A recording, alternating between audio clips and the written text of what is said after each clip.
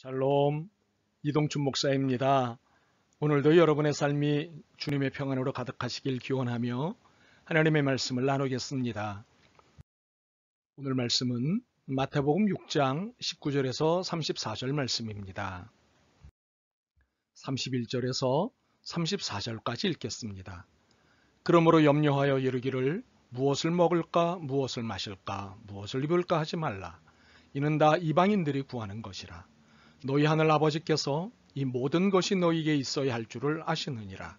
그런즉 너희는 먼저 그의 나라와 그의 의를 구하라. 그리하면 이 모든 것을 너희에게 더하시리라. 그러므로 내일 일을 위하여 염려하지 말라. 내일 일은 내일이 염려할 것이요 한날의 괴로움은 그날로 족하니라. 아멘. 마태복음 6장 19절에서 34절을 본문으로 하나님을 알수록 세상살이가 달라집니다. 라는 제목의 말씀을 나누겠습니다. 우리를 헷갈리게 하는 두 개의 경구가 있습니다. 모르는 게 약이다. 아는 게 힘이다. 인생에서 모르는 게 약이 될 때가 있습니다. 사실과 진실을 알아버린 순간부터 마음이 몹시 힘들어지는 경우가 있기 때문입니다. 내가 믿고 살아가는 사람이 거짓을 가지고 있다는 사실을 알았을 때 그 마음은 몹시 힘들어집니다. 차라리 몰랐을 때가 좋았습니다. 그러나 아는 게 힘이 될 때가 있습니다. 몰라서 억울한 일을 당해본 경험이 있는 분들은 이 경구가 가슴에 닿을 것입니다. 법을 몰라서 당하고 사실을 몰라서 당하고 무엇을 몰라서 당하고 나면 아는 것이 얼마나 힘이 되는지를 뼈저리게 느끼게 됩니다. 이는 우리의 신앙생활에서도 마찬가지입니다. 모르는 게 약이 되는 경우도 있고 알아서 힘이 되는 경우도 있습니다. 그런데 이 중 알아서 힘이 되는 경우가 훨씬 많습니다. 특히 하나님에 대해 아는 것은 엄청난 힘이 됩니다. 목사님, 왜 이제야 가르쳐 주셨어요? 진즉 가르쳐 주셨으면 좋았을 텐데 이렇게 원망하는 말을 듣는 경우가 있습니다. 하나님에 대해 알면 알수록 인생에 힘이 생기고 인생이 행복해집니다. 그렇다면 하나님은 어떤 분이신가요? 오늘은 우리가 읽은 본문 안에서 알아보죠. 첫째, 하나님은 이 세상의 모든 것들 중에 여러분을 가장 귀하게 여기시는 분이십니다. 둘째, 하나님은 우리가 먹고 사는 문제를 확실하게 책임지시는 분이십니다. 셋째, 하나님은 오늘과 내일 우리에게 무엇이 있어야 할지를 다 알고 계시는 분이십니다. 엄청나지 않습니까? 나를 귀하게 여기시고 모든 것을 책임지시고 모든 필요를 다 알고 계시는 하나님, 정말 엄청나지 않습니까? 우리가 염려하는 세상살이를 다 해결해 주시는 하나님이십니다. 그런데 문제는 우리입니다. 이 하나님을 믿느냐의 결단이 필요하기 때문입니다. 30절에 보시면 오늘 있다가 내일 아궁이에 던져지는 들풀도 하나님이 이렇게 입히시거든 하물며 너희일까 보냐. 믿음이 적은 자들아. 이미 하나님은 우리에게 보여주실 것을 다 보여주셨습니다.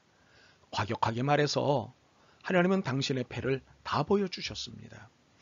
상대의 패를 다 파악하고도 엉뚱한 것을 내는 사람은 없습니다. 만약 그런 사람이 있다면 그는 바보이거나 정상이 아닙니다. 이제 우리는 하나님이 어떤 분인지 알았습니다. 그렇다면 남은 것은 우리의 결단입니다. 믿음의 패를 낼 것이냐, 염려의 패를 낼 것이냐 하는 것입니다.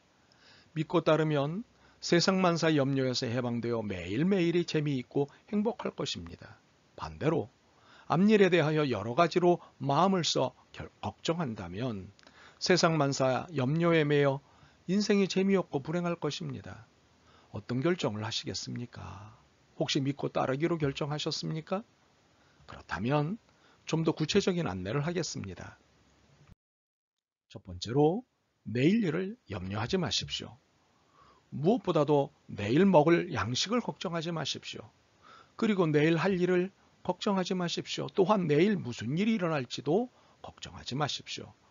직장, 자녀, 사업, 진로, 결혼 등 내일 일어날 모든 일에 걱정하지 마십시오. 단지 오늘의 최선을 다해 사십시오. 34절 하반절에 보면 한날의 괴로움은 그날로 족하니라.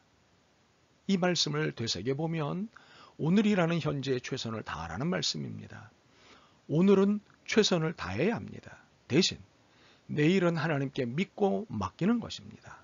만약 내일을 염려한다면 이는 시간과 에너지를 낭비할 뿐입니다. 자, 보십시오. 27절입니다. 너희 중에 누가 염려함으로 그 키를 한 자라도 더 할 수 있겠느냐? 시간과 에너지 낭비 아닙니까? 그러므로 믿고 맡기십시오. 두 번째로 하나님의 나라와 하나님의 의를 구하십시오. 모든 염려는 무엇을 먹을까, 무엇을 마실까, 무엇을 입을까 등과 같은 것들을 구할 때 생깁니다. 이것을 계속해서 구하는 한에 있어서는 염려로부터 절대 벗어날 수 없습니다. 인생이 행복해지는 것은 하나님의 나라와 하나님의 의를 구할 때입니다.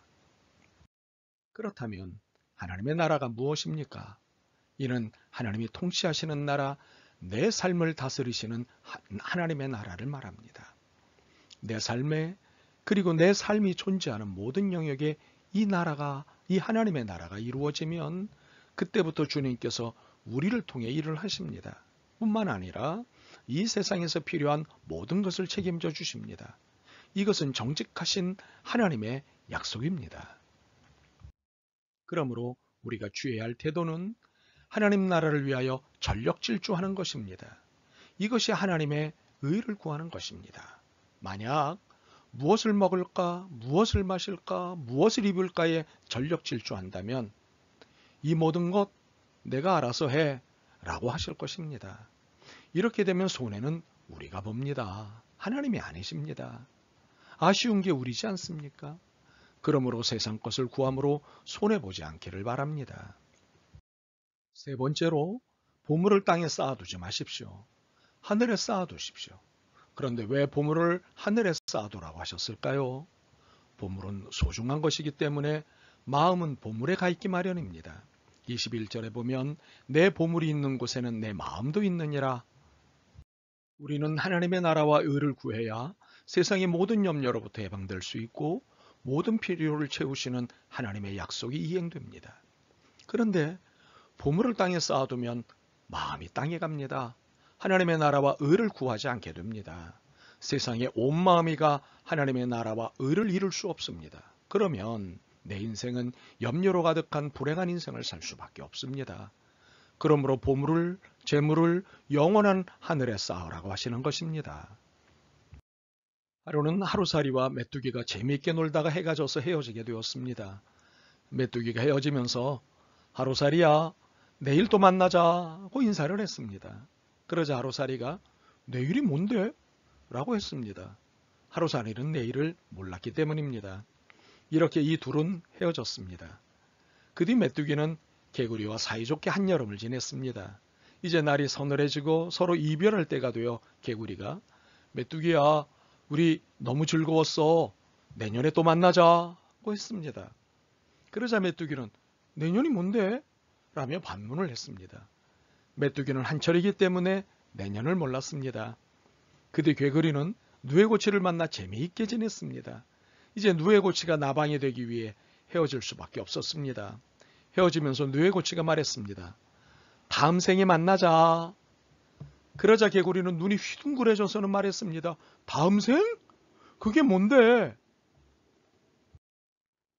많은 사람들이 영생이 뭔데? 하늘나라가 뭔데? 라며 그냥 눈앞에 보여지는 것만을 바라보며 일락을 쫓습니다. 그 어리석은 모습으로 오늘 죽을 하루살이처럼 오늘만 생각하며 살아가고 있습니다. 메뚜기처럼 한철만을 생각하며 살아갑니다. 개구리처럼 다음 생을 생각하지 않습니다. 이 얼마나 어리석고 안타까운 인생인지요. 그러나 우리에게는 약속된 내일이 있습니다. 하나님이 책임지시는 내일이 있습니다. 영원한 하나님의 나라가 있습니다. 그러므로 팬데믹 상황에 코로나19의 상황에 내일 일을 하나님께 맡기고 하나님의 의를 따르십시오. 보물을 세상에 쌓지 말고 하늘에 쌓으십시오. 여러분의 세상살이가 달라질 것입니다.